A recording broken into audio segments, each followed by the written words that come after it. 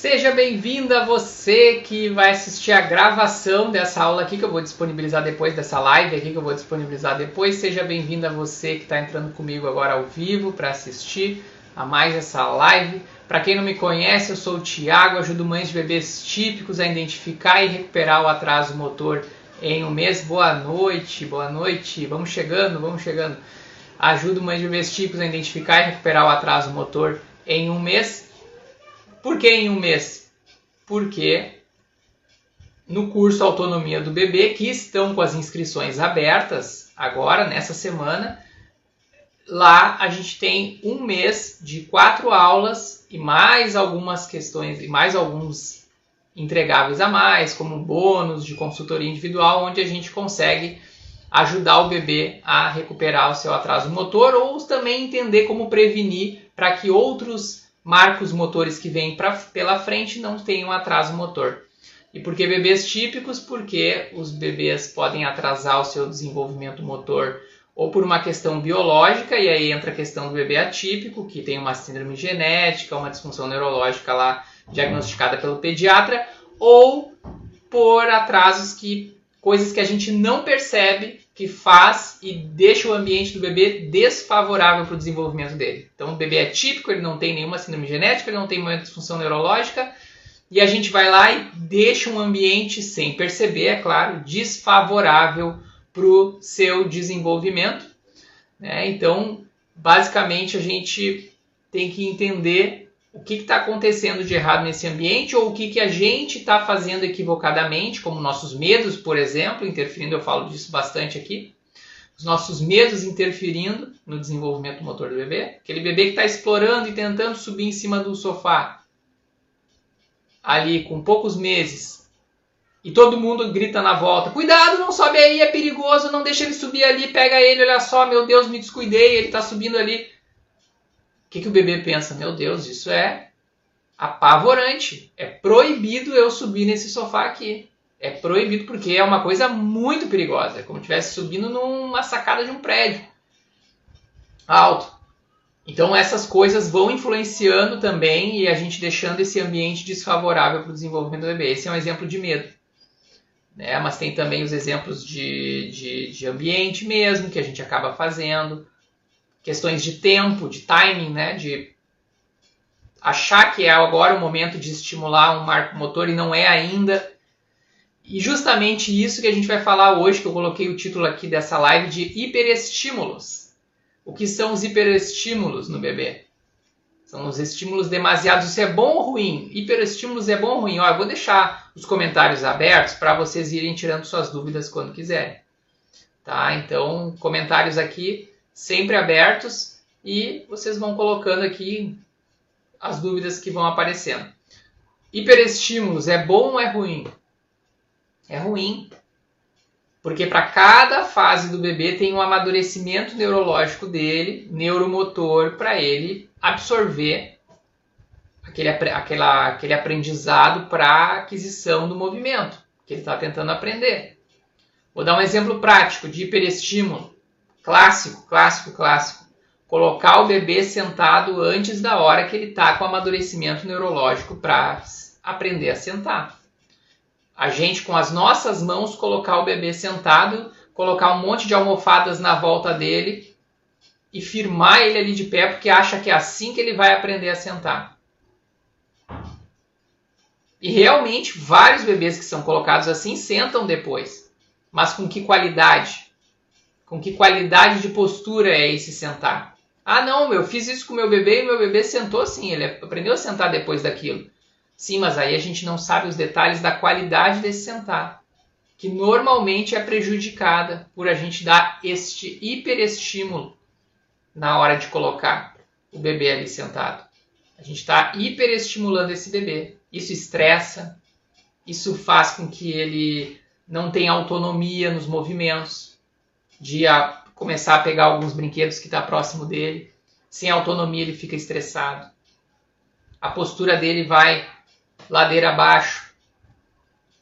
Porque o desenvolvimento ele tem que acontecer de dentro para fora e não de fora para dentro. o programa motor que eu expliquei aqui na última live, colocando todos esses livros aqui abaixo, quase. Brincadeira, exagero, mas usando como exemplo aqui os livros, esvaziando na estante.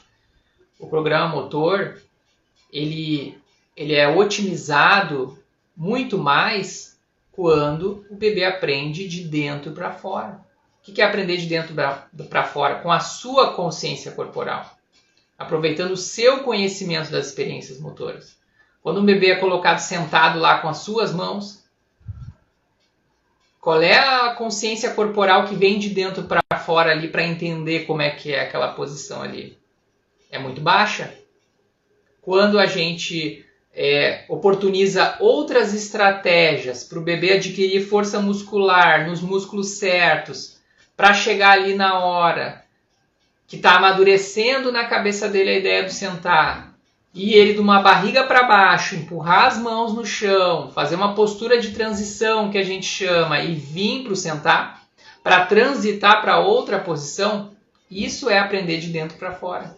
Isso é aprender com consciência corporal, com entendimento do seu corpo naquele espaço, naquele ambiente, naquele piso, naquele chão.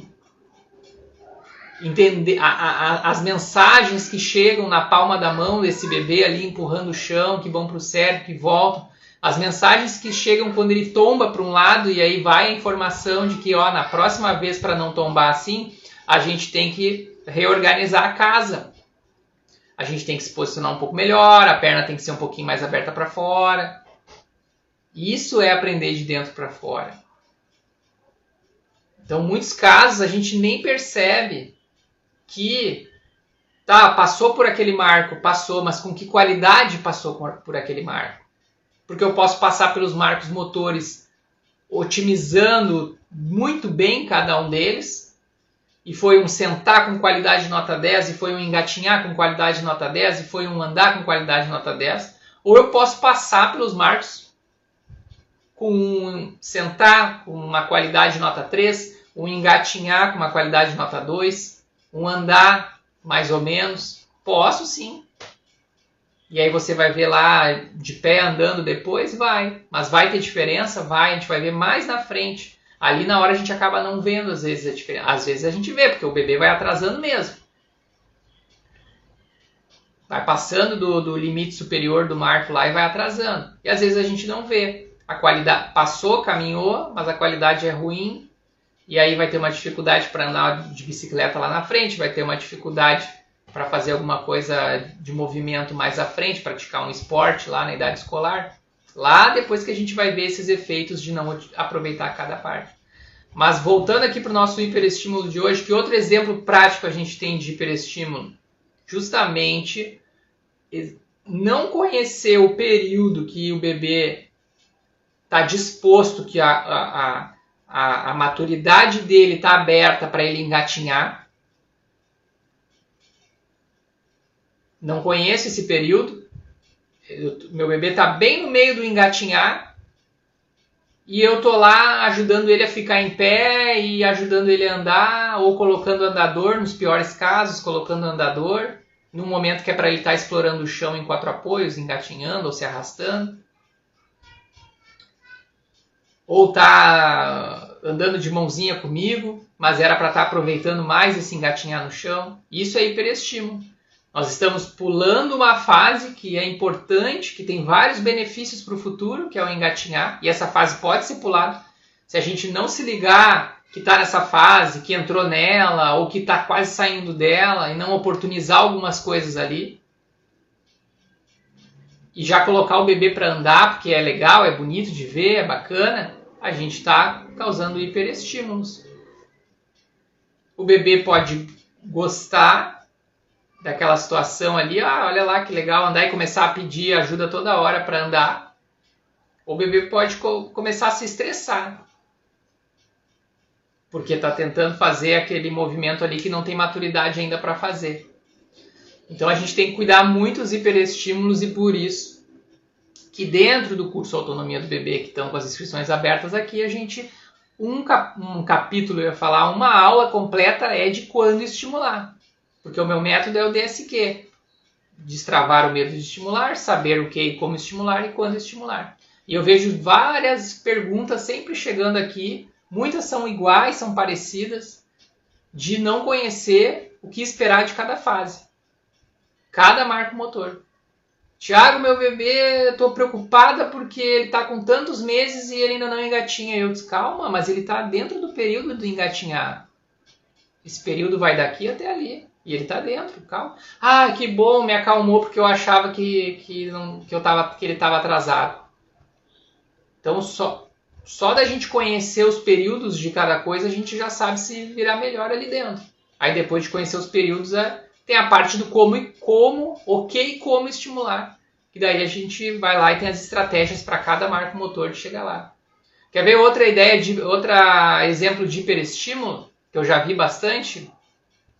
Justamente nessa questão do engatinhar. O bebê ainda não senta com qualidade, ainda está dentro do período que a gente espera que o bebê sente e que treine se sentar no chão, não senta com qualidade, e aí já está sendo, com as mãos, estamos colocando lá o bebê, tentando colocar ele em 4 apoios para ver ele na posição de gato, para ele começar a dar seus primeiros passinhos ali do engatinhar. Isso é um hiperestímulo. A maturidade do programa motor desse bebê está ainda tentando entender como é que se senta. E a gente vai lá e pega esse bebê no chão ali, que está de barriga para baixo, e já tenta trazer os quadris para cima, para que ele já fique na posição de gato engatinha. Isso é hiperestimular. Isso é hiperestimular. Então, isso tudo vai afetando o desenvolvimento do bebê. Vai estressando esse bebê, a gente vai pulando fases ou deixando de aproveitar outras fases. E aí a importância da gente saber essas questões aí. Porque tem muita informação que se passa pelo corpo do bebê, pelo cérebro do bebê, para ele aproveitar cada marco motor. Não é assim só, meu bebê sentou, vamos já ver o que vem depois. Dentro do sentar, tem uma série de questões ali, tem uma série de jeitos de sentar. Tem sentar pegando um brinquedo que está próximo. O meu bebê já aprendeu a sentar, vamos ver o que vem depois. Não, peraí, só um pouquinho. Ele consegue ter autonomia para pegar brinquedos na lateral direita dele, na lateral esquerda dele, na frente. Ele consegue fazer as posturas de transição, transitar de um barriga para baixo para um sentar e de um sentar para o lado direito e volta para um tummy time e volta para um sentar. Essas transições são importantes, isso é autonomia dele escolher. Que ele quer pegar um brinquedo que está um pouquinho mais distante, ele vai até ali pegar um brinquedo que está um pouquinho mais distante. Então, dentro do sentar ali já tem muita coisa acontecendo que às vezes a gente, por hiperestimular, acaba pulando. Sentou, tá bem. Tá que nem ali um poste ali, reto. E aí deixa de aproveitar essas coisas. Eu gosto desse exemplo porque é muito prático. Como é que vocês acham que você conhece lá um colega, um amigo, um familiar que tem coordenação motora boa, que tem facilidade para fazer esportes, que se dá bem com o movimento, e o outro que é descoordenado, que não gosta de fazer esportes, que é até meio sedentário, não faz nada, porque não se sente bem. Por que existem essas pessoas diferentes? Não é só genética. Uma parte é genética. Minha genética vem da minha família toda de esportista e tudo mais. A outra não é. Tem uma partezinha que é genética, mas tem uma grande parte que são as experiências que a gente vive desde o momento que a gente nasce.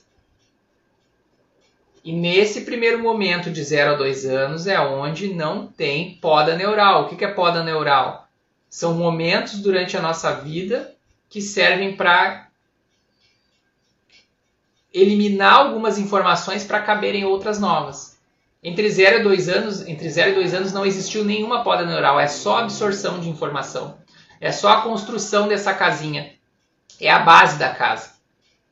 Então, se a gente deixar essa base bem construída, bem forte, algumas coisas vão ser mais fáceis ali na frente. Se a gente deixar essa base com alguns tijolos faltando, ela vai faltar coisas lá na frente. E esses exemplos que eu falei aqui dos adultos que a gente conhece. Eu tenho certeza que alguém conhece adulto aí com essas dificuldades ou não. Nossa, olha como o fulano teve facilidade. Um irmão foi lá e tirou a carteira de motorista lá, que conseguiu a habilitação na prova da habilitação da autoescola, e passou de primeira, já entendeu como funcionava o carro, o que tinha que trocar de marcha, pedal, tudo e foi. O outro irmão pegou e rodou 5 vezes lá. Isso é um exemplo de experiências motoras influenciando lá na frente. Aí você vai ver, começa a ir para trás para analisar o que aconteceu. Esse teve a oportunidade de fazer isso. Eu digo isso porque eu vivi isso na minha casa. Eu sou o irmão mais velho. Naquela época tive oportunidades de ter algumas experiências motoras diferentes que a minha irmã mais nova, por uma outra situação, por um outro momento de vida, não teve. E aí agora ela sua a camiseta para conseguir contornar isso. E no meu caso eu já tive mais facilidade para fazer qualquer movimento novo que aparecesse depois. Então a gente muitas vezes não faz esse link de como as coisas se conectam. Se conectam mesmo, faz diferença. E aí por isso que eu fico meio estressado, não é estressada a palavra, mas quando eu escuto a frase, cada bebê tem seu ritmo, eu já me chama a atenção. Calma aí, só um pouquinho. Essa história de dizer assim, uma hora vai caminhar, uma hora vai... A gente tem que ter um olhar um pouco melhor para isso. Tem ritmos variáveis dentro da janela que o bebê está aprendendo alguma coisa, tem ritmos variáveis. Um bebê pode andar com 9, outro com 1 ano e 3 meses e não tem problema nenhum, não tem diferença nenhuma, um de 9, um de 1 ano e 3, não tem. Mas um bebê lá de 1 ano e 7 tem. Não, entre um de 9 e um de 1 e 3 caminhar tem uma diferença. Não para o bebê, mas para a mãe e para o pai, que é o de carregar no colo, né? Um bebê já com 9, 10 meses que já caminha, já mais tranquilo de andar lá para cima e para baixo, de um lado para o outro. E o que ainda está no colo está aumentando o peso, já está com 12, 13, 14 quilos e está ali ainda no colo porque não sabe caminhar. Isso para o pai e para a mãe, né? Mas está dentro do marco do andar, está tudo bem. Mas, mas tá com 1 ano e 7 meses e... uma hora vai caminhar? Calma, olha lá, vamos ver, vamos acompanhar. Vamos acompanhar. Que eu sempre falo aqui, o desenvolvimento vai acontecendo de cima para baixo. No corpo, no centro do corpo do bebê vai de cima para baixo. Cabeça, tronco, pernas... E nos membros vai de perto do tronco para longe.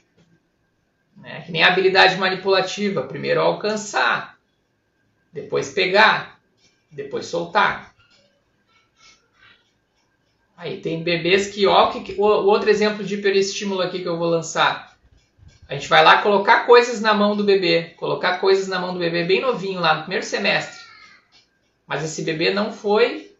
estimulado a alcançar primeiro. A habilidade manipulativa vai do centro para a extremidade. Primeiro alcançar objetos que estão um pouco longe, esticar esse braço, entender essa noção de distância, que eu afasto o meu braço e ali eu alcanço. Esse é o primeiro estímulo. Aí não teve esse estímulo, não foi trabalhado o alcançar, e aí já estamos lá colocando as coisas na mãozinha do bebê para ele pegar. Alcançar, pegar e soltar. Sequência da habilidade manipulativa. Controle da cabeça, rolar, sentar, engatinhar. Sequência do tronco. Não existe bebê que vai engatinhar antes de aprender a sentar. E eu já vi vários casos assim. Já segurando o bebê pelos quadris para tentar forçar uma posição de gato para ver se ele engatinha e o bebê ainda não aprendeu a sentar. Olha só, uma fase que está aqui é jogada para trás. E isso é hiperestímulo. E isso é estressar essa maturidade do bebê de estar conseguindo organizar essa ideia, essa casa aí. E aí vira uma misturança ali e fica difícil a coisa. Por isso que a gente fez o curso Autonomia do Bebê. Porque olha quantos exemplos eu dei aqui hoje. Só que existem muito mais. Não dá para ficar falando de cada. Então a gente estruturou nesse mês, nessas aulas do curso Autonomia do Bebê, a gente estruturou tudo que precisa saber de 0 a 2 anos. Porque em seguida eu respondo as perguntas aqui de caixa de perguntas, eu respondo no direct, eu vejo vídeo, tudo mais. Mas a gente até consegue, a gente vai lá e consegue resolver aquele momento ali. Passou 2, 3 meses, tem outro momento acontecendo, é muito dinâmico. E aí vem outra pergunta de outra coisa. Então ali o curso Autonomia do Bebê abrange todo o processo de 0 a 2 anos, todos os marcos, o desenvolvimento. Em que momento está? Como as janelas de oportunidades têm limite inferior e limite superior, e está tudo bem. Tem bebês que vão estar em fases diferentes, mas com essa estrutura que a gente montou, a gente consegue ter essa tranquilidade. Não, agora entendi. Acontece isso, acontece aquilo. Ah, não lembro mais agora. Meu bebê tinha 6 meses naquela época, agora ele tem 1 ano e meio. Deixa eu lembrar lá. Volta lá e tá lá. Ah, tá. Nesse momento a gente acontece isso, faz aquilo. Tá, agora lembrei, tá? Não, tranquilo, tá aqui. Tá mastigado aqui pra mim. Pra não ficar esse samba doido aí de não sei pra onde ir, não sei pra onde correr. Acho que o meu filho tá atrasado e não tá, ou acho que ele não tá e tá. Que é o que a gente acaba respondendo bastante por aqui. Acaba respondendo bastante dúvidas nesse sentido. De estimulado antes do momento que é para ser estimulado. Que é só sobre estar no momento para ser estimulado e aí criar um ambiente que trava ali, né? Que trava o movimento. Que nem esse do engatinhar, por exemplo, que é um marco que pode ser pulado. O exemplo de hiperestímulo é a gente colocar o bebê já para começar a andar.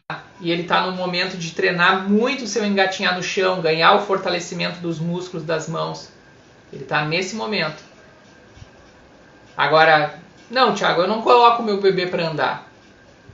Ele fica lá no chiqueirinho, lá no cercadinho. Esse é o oposto. É não oportunizar um espaço adequado, um ambiente adequado para ele engatinhar. Fica lá trancado num cercadinho. A maior parte do dia. Se usa por um momento ali e tal para atender uma ligação, tudo bem. Mas virar babá aquilo ali, ficar a maior parte do dia, isso faz com que esse marco seja pulado. Não seja aproveitado essa fase maravilhosa ali que vai ajudar depois, lá na frente, a pegar um lápis num formato legal, com uma forma boa.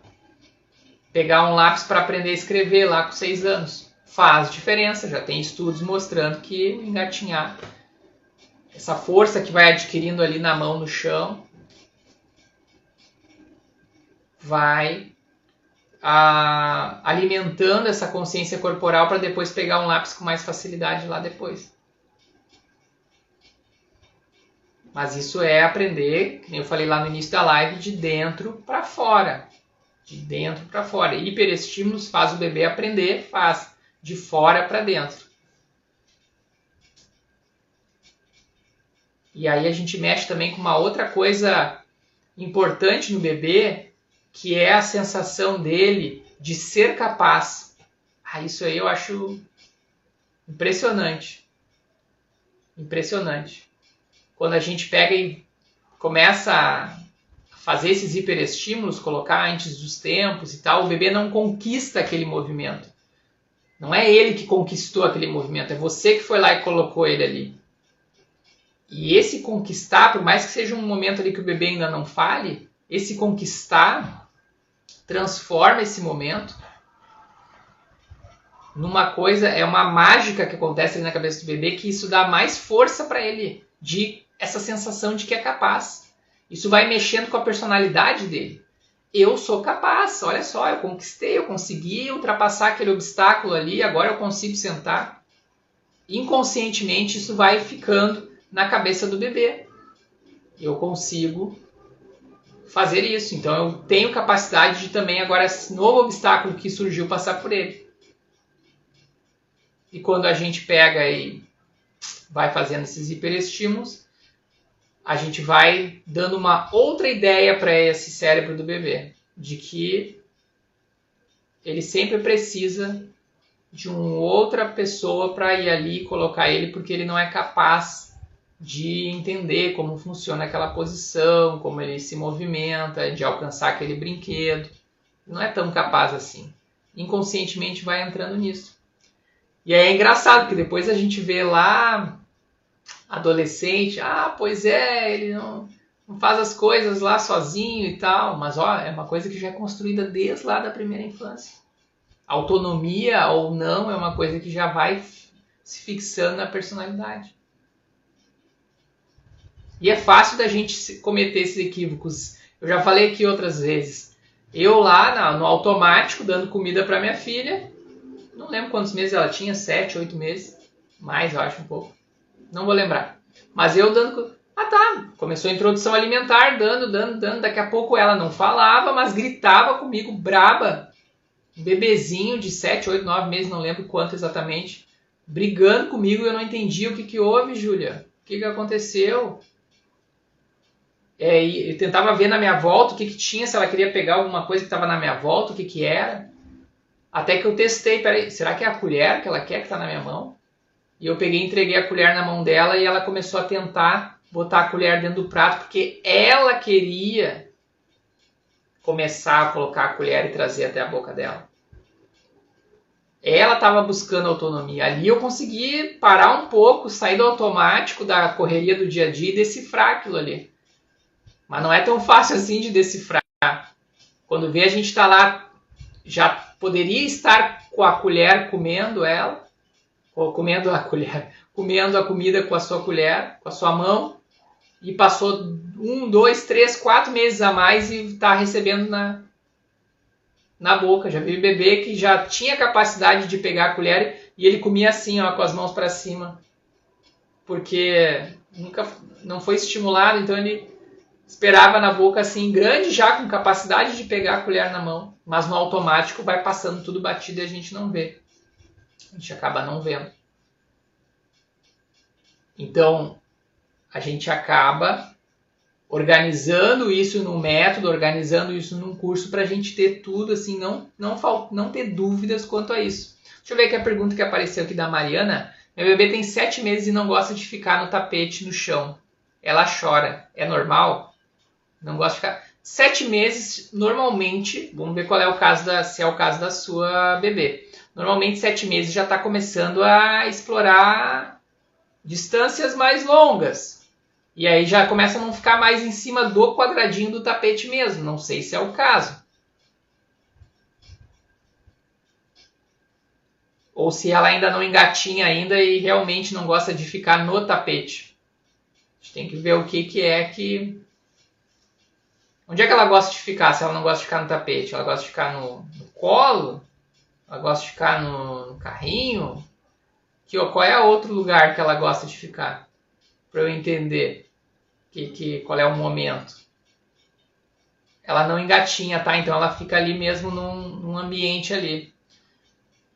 Aí a gente tem que começar a estudar, a cavocar, né? O que é... será que as distrações, o brinquedo tá interessante ali naquele lugar? Porque às vezes a gente vai se acostumando a deixar os mesmos brinquedos ali. Gosta de ficar na cama ou no berço. Às vezes a gente vai se acostumando a deixar os mesmos brinquedos e essas vontades vão mudando. Outro objeto, outra coisa, já está numa maturidade ali neurológica diferente. E aí aquilo ali aquele brinquedo que já está acostumado a estar batido. E aí a gente pega e testa outra coisa. Quer ver? Nessa idade, 7 meses, vamos ver de pegar um pote lá de plástico e colocar dentro uma massa crua e botar ali nela no chão. Tapetinho no chão, bota o pote com a massa crua na frente dela. Vamos ver se a gente não ganha um tempo ali a mais, porque é uma coisa nova. Não sei se você já fez isso antes. Mas é um objeto novo, uma coisa nova, não é os brinquedos de sempre. E vamos ver como é que reage a essas coisas. Né? Vamos trazer um espelho para olhar, se não trouxe ainda, para olhar o seu reflexo ali, ver que tem coisas interessantes ali para a gente explorar ali também. Não são os mesmos brinquedos de sempre. Então são algumas alternativas que é por tentativa e erro. Não sei se vai dar certo ou não. A gente testa, vê qual é a reação, volta, muda. E aí a gente vai indo. Minha bebê de 9 meses não rola e não engatinha. Só gosta de ficar sentada. Beleza, o sentar acontece em média entre 6 e 8 meses. Tá sentada, beleza. Aprendeu a sentar. A questão de engatinhar é para começar o processo agora. Se ela já fica bem sentada sozinha, sem apoio, agora o próximo passo, o próximo marco é começar a engatinhar. E ela está dentro do tempo de engatinhar. Está dentro do tempo. Tem margem ainda aí para cima para explorar esse movimento. O natural, depois de sentar bem com apoio, é querer alguma coisa que está longe. E aí essa motivação começa a trazer o bebê para a posição ou de arrastar ou do 4 apoios para em frente ali, daqui a pouco dar os seus primeiros engatinhar. É o natural de acontecer. Tem margem ainda de tempo na sua bebê para acontecer? Isso tem. Ela gosta de ficar sentada? Deixa sentada, não precisa forçar nada, não precisa causar nenhum hiperestímulo porque não está lá no final do período do engatinhar, está ali. Mas a gente vai ali e coloca também, que nem o exemplo que eu falei antes, vamos colocar alguma coisa diferente ali. Os mesmos brinquedos de sempre, não, vamos fazer um barulho lá, vamos botar a massa dentro do pote de plástico, fazer um barulho diferente. Opa, chamou a atenção, larga aquele pote ali, não pertinho dela, mas um pouquinho mais longe. Um pouquinho mais longe. Para dar esse estímulo, essa vontade. Opa, que é aquilo ali que minha mãe largou ali que dá um barulho diferente? Eu nunca vi esse pote aí com essas coisas dentro. Deixa eu ali olhar para ver o que é. Talvez não saia de primeira, mas já é um estímulo para se ir lá. E aí a gente vai, por tentativa e erro, achando qual é o que o bebê gosta, que momento que ele está. Ele não se interessa por isso, mas ele gosta daquilo.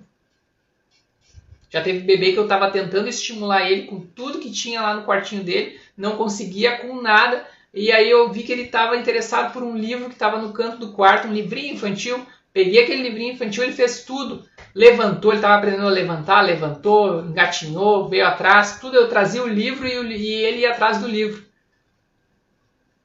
Mas ali foi tentei com um brinquedo, tentei com a bola, que a mãe dele disse que ele gostava e não deu bola para a bola. Tentei com outra coisa que disse que era o preferido dele, ele não deu bola. Quando eu vi aquele livro num canto e ele de olho, ali a gente conseguiu um monte de coisa, fazer um monte de movimentos novos. Ou começar a estimular para isso, né? Então, basicamente de hiperestímulos é o que eu queria trazer hoje. Essas questões que a gente acaba fazendo muitas coisas ao longo desse período de 0 a 2 anos, que é muito dinâmico, passa muito rápido, a gente fica mesmo meio perdido. Dei o exemplo meu aqui de como eu fiquei ali, fui me passando no período de deixar comer sozinha com a colher ou treinar esse movimento. E quando vê, passa 2, 3 meses e não trabalhou essa motricidade fina. Então a gente acaba deixando passar alguns momentos ali importantes que vão fazer diferença lá como criança, como adolescente, como adulto. E o que está rolando aqui nessa semana que pode ajudar com tudo isso é o curso Autonomia do Bebê. As vagas são limitadas, o tempo de inscrição é limitado também. Logo em breve vão acabar as inscrições, não é para sempre, porque tem essas vagas limitadas, a gente tem que dar atenção direitinho para essa nova turma que está chegando aí. E nesse curso a gente vai trabalhar como identificar, como recuperar o atraso motor do bebê, como passar por todas essas fases, como prevenir para que atrasos não aconteçam nos marcos posteriores ali e também para que seja aproveitado o máximo potencial de cada marco. Tudo tá ali com o meu acompanhamento no curso Autonomia do Bebê. Inscrições abertas, está no link da bio.